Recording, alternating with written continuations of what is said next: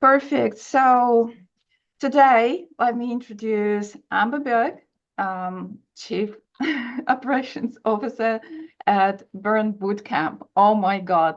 Amber, thank you for joining. You're a superwoman managing 600 locations. That's crazy, right? It's a Burn Nation is exploding or something. Yeah, well, it's 370 operating. We have 600 awarded. So, Yeah, little bit of a discrepancy there, but those include, our area development agreements and gyms that are set to be open in the future. But yeah, I mean, even at 370, it's it's still a lot. crazy. Yeah, Yeah. it's like I would just say, like managing your team is a form of a cardio in itself, isn't it? Yeah, And absolutely. As COO, I manage all of our revenue streams, and as you can imagine, we have to make sure that those things are working not only for the franchise, us as franchisors, but everything that I do helps our franchise partners reach their financial legacy and their financial goals. So it's critically important that I'm able to really get everything from vision to strategy and then tactical execution all the way down to the location. yeah, do you still manage to squeeze a workout? Every day. If I don't, then we have a problem. That makes me less effective, actually. So, Yeah, yes, true. every day. Yeah. Yeah. Well, you've been in the industry for like a couple of good decades, and you've been in different roles and have done the thing. So, Right. do you have an example of something like, let's say, anyone tried to cancel their gym membership and they had a really creative excuse to do Oh so? gosh. All the time. It doesn't even have to be creative. It can just be, I don't want to do this anymore. And that's honestly, I think that's probably the hardest thing is when you see somebody lose the perception of value of not just our brand and our business, but when somebody walks away from fitness, I think that they're walking away from some sort of commitment that they had made to themselves. And I think as someone who I started as a trainer and a coach, and I still work with my friends, but even for myself, if I were to walk away from fitness, for me, it would be devastating. And I understand it's part of the fabric of who I am. But knowing how important fitness and mainly community and connection and relationships and confidence and internal dialogue of Yep. I'm doing something that I didn't think I was capable of doing. All of that when I see people walk away from that, that's what's most disheartening. And that's probably one of the biggest advantages that we have as a brand is we're very aware of what it takes our member to just walk in the door, whether it's a Hmm. financial commitment, a time commitment, a family commitment. They're making a conscious decision to do that. And so we hate it when people cancel. We hate it when we lose people. And, it's not always that emotional, but, for some people, when they choose to deprioritize fitness, then, that's something that we want to work hard to stop. Yeah, exactly. Would you just attribute a lot of that, like going back to the mindset issues? Yeah, absolutely. I think, well, mindset for sure. I mean, if the statistics continue to be true in terms of 15 to 20% of the population choosing to participate in fitness, you got 75 to 80% of the population out there that's not. And so when we tap into some of those people who are uncomfortable in fitness and just don't know how to stick, that's on us to be able to get them to stick and to feel good about this decision that they've made to get into fitness. So, mindset's super important, but I think that again, having the community and the people around you, if you're not naturally acclimated to having a fitness or wellness or health mindset, then Yep. hopefully you're in the right environment to keep you going. Yeah, no, absolutely. So, Bird Nation, like been growing so fast. What sets you apart? Why are we different? Yeah.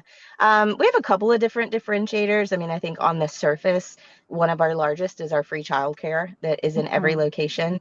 We started as our tagline was a fit community of moms. And so our visionary and CEO, Devin and Morgan Klein, knew that there was an issue with women having the accessibility to fitness True. and high quality fitness, Hmm. fitness delivered by a certified educated personal trainer that was fitting into their schedule 45 minutes that also had childcare that wasn't an additional cost to them. There was a friction there with other boutique fitness brands or just fitness in general.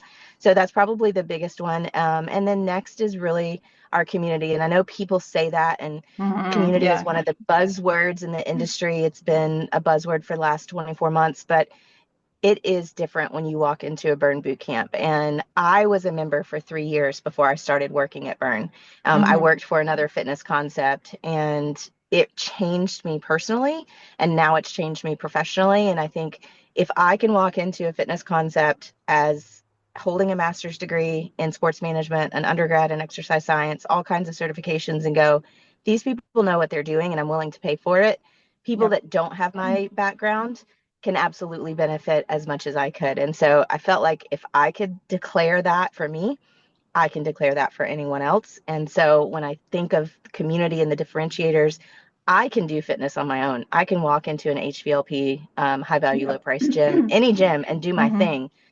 I chose not to. I chose to Hmm. go to a place where not only the trainer, but every single person on our floating floor in our camp was there, it felt like, as part of my reason to stay, my stickiness.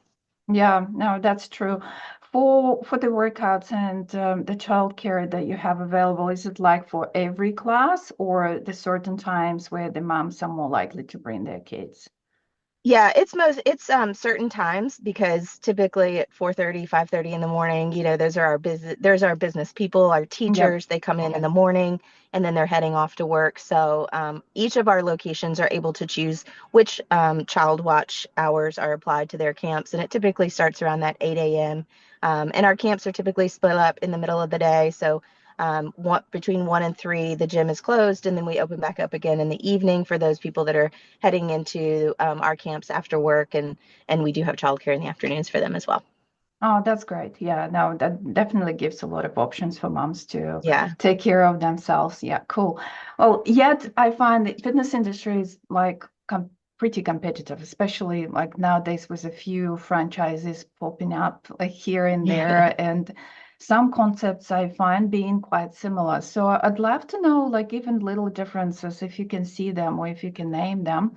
For example, how would you be different to, let's say, F45 or Orange Theory or any of those brands? Yeah, so a couple of things. So one is we have a certified personal trainer that is training the camp from start to finish, giving 3 opportunities for every single exercise in the camp. So we have your baseline exercise, we have your Hmm. mod up, and we have your mod down. We also have a gestational mod. So if you're pregnant, we'll give you a workout that you can still participate in all the Hmm. way through the gestational age up until you've delivered, and then even postpartum when you come back. So that's that's a huge ability for us to retain our members as long as they feel comfortable. Second is we don't have limits other than what the fire marshal says Hmm. by the square footage of the location, because we only have 2 fixed apparatus in our location, which is our rig where we do Hmm. suspension training, and then our floating floor. Everything else is mobile equipment, which means that we're not beholden to only 6 or 7 stations, and that way Hmm. only 6 or 7 people can come in at any given time. Depending on the size of the location, I've been in camp with 120 people. Oh, Um, wow. and and it's amazing, the energy, the fire, it's incredible. But we also add trainers as we have certain number of people in camp, so I always feel like I'm getting a personal trainer in a group setting, and that really does speak to, again, one of those differentiators. I never feel like I'm alone or that I'm not getting the instruction that I need to correct my form, to push me through a set, to hand me Hmm. heavier weights, because that's what I'm there for. I'm there to be challenged. I'm there for progressive overload. I'm there for results. And so when I feel like I have a personal trainer next to me throughout that whole 45 minutes with 120 of my friends, Yeah. it's really, really motivating. We also don't have mirrors in our gyms. Hmm. I think as women in particular, the narrative Yeah. that is associated to seeing your reflection, we want our members to come in, and when they pick up the heavy weight, when they do one more rep, when they don't stop this time and they keep going and they make it all the way through, all of that should be the positive reinforcements that's going through their head, versus standing up and seeing themselves in a mirror and potentially triggering that negative Yeah. self-talk. We want them to come in and leave with the highest amount of endorphins and energy, and just understanding that they just did something really hard. Yep. It's definitely a full, kind of sensory and wellness concept when they're coming in Hmm. for fitness, but they're leaving with so much more. Yeah, no, totally true. And what about like how do you tackle nutrition accountability, all that stuff? Right. So we have what we call focus meetings. So every member is able through our app to be able to book, or they can book in gym with one of the trainers, and it's a 15-minute consultation. We will use some type of biometric device to give them their biometrics, their body fat, their weight, things like that. Those numbers are important just from a data perspective to just demonstrate that, hey, we're seeing fat loss, we're seeing muscle gain.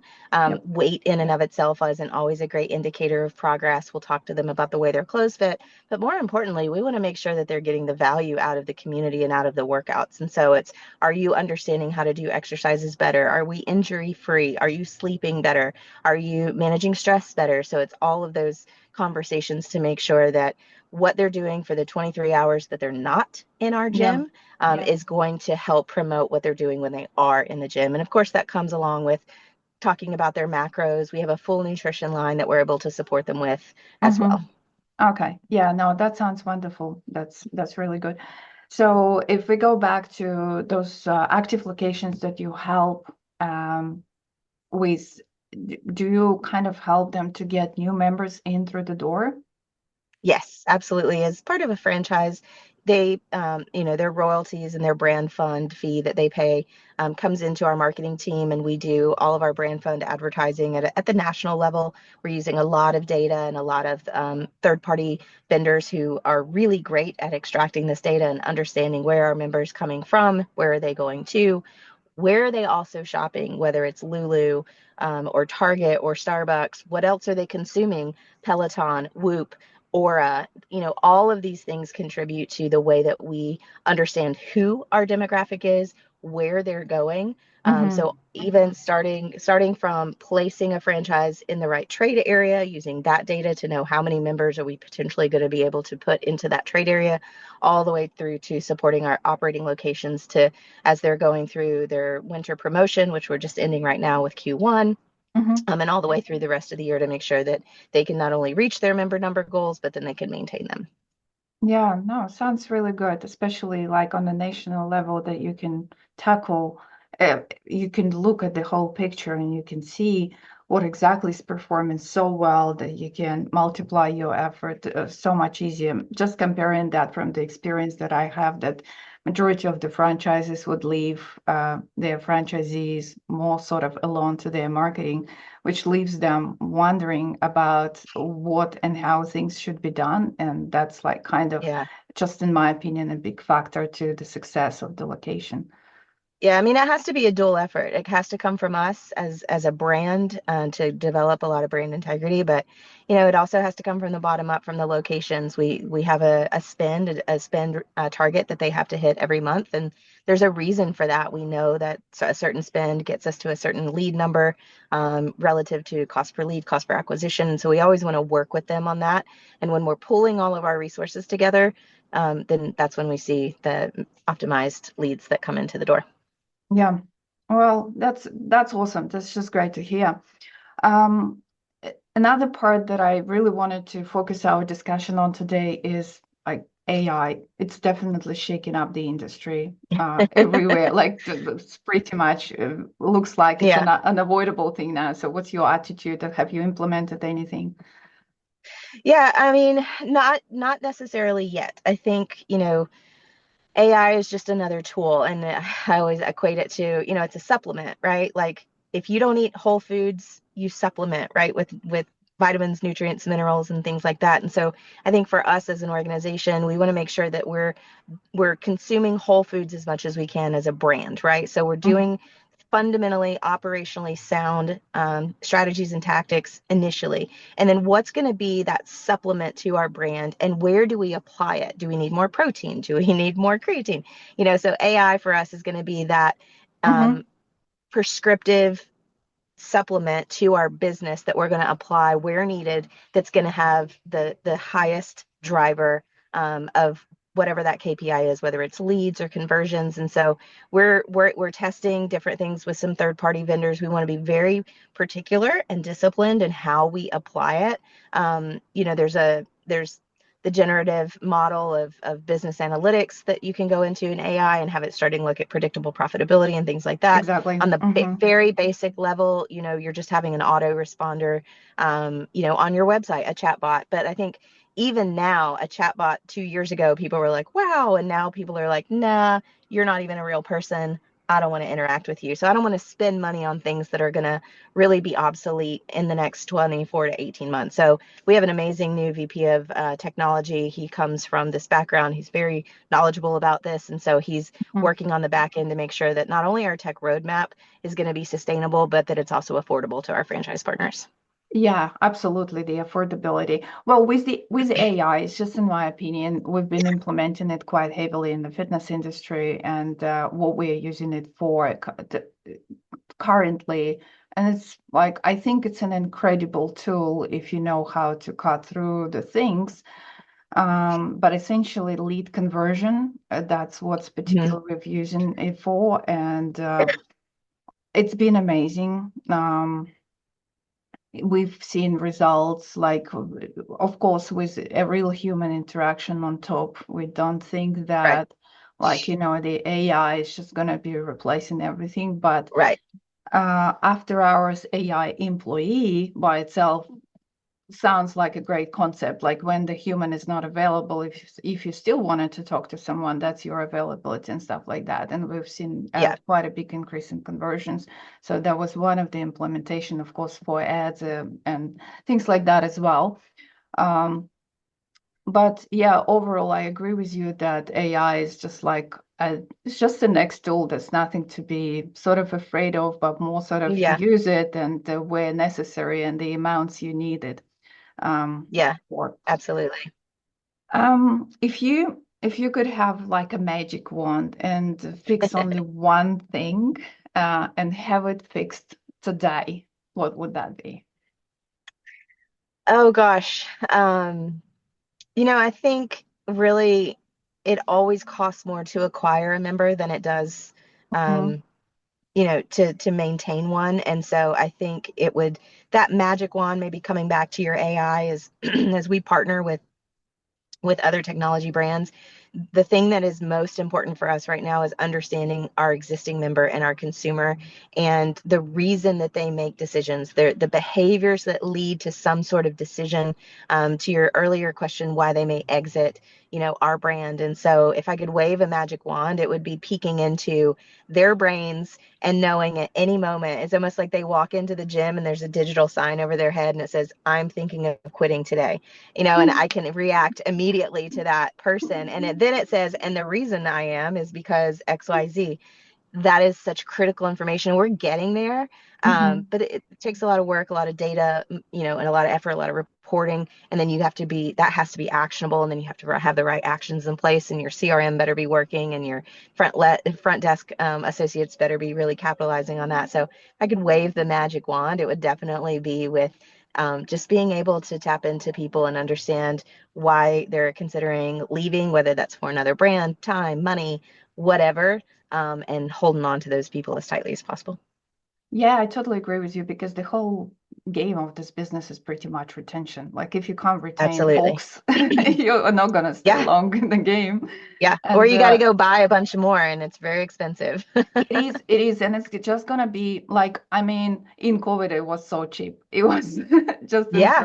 Well, incredibly, we didn't have a choice. Digital yeah, was it. Yeah. yes. And now, every And now it's like, lead generation and lead funnels and lead buckets are now diversifying again. And you got to go get people and be in the right space. And, sometimes digital is expensive and you got to go figure that out somewhere else too. So, yeah, yeah, no, that's definitely true. Like in our opinion, even being like the advertisers in the space, we're seeing the trends of and even ourselves implementing the strategies where we go halfway back to organic because of the acquisition costs being incredible. Like in some areas, they are yeah. crazy.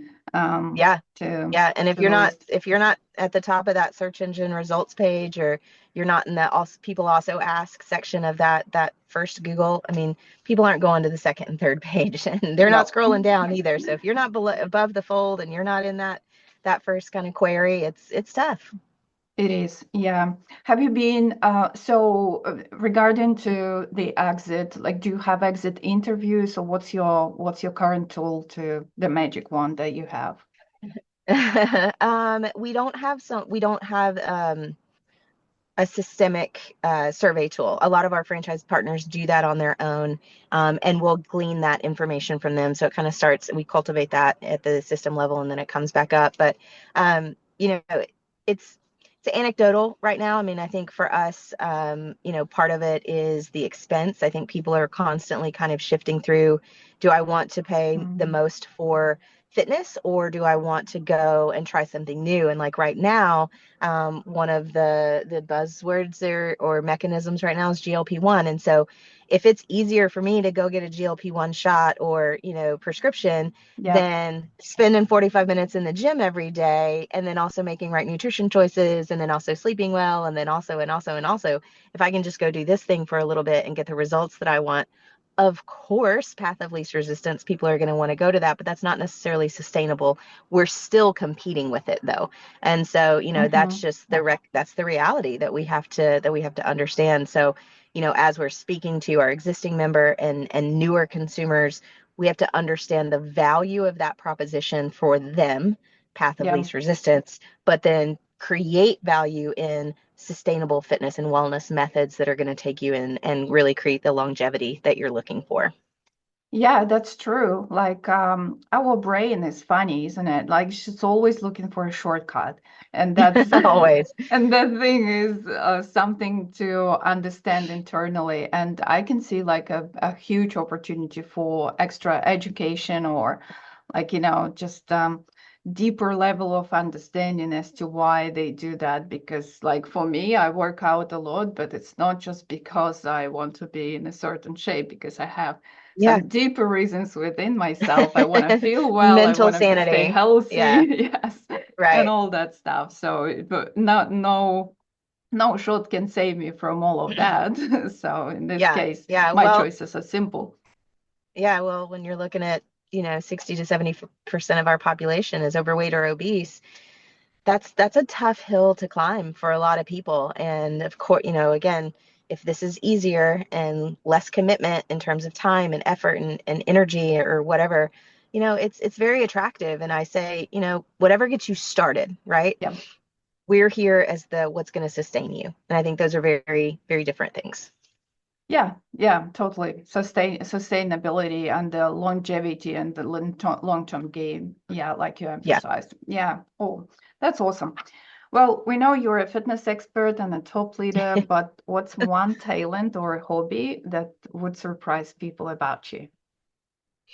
I very much like to be a creative. So I do a lot of writing, and I love decorating things in my house. I do like doing art projects with my kids.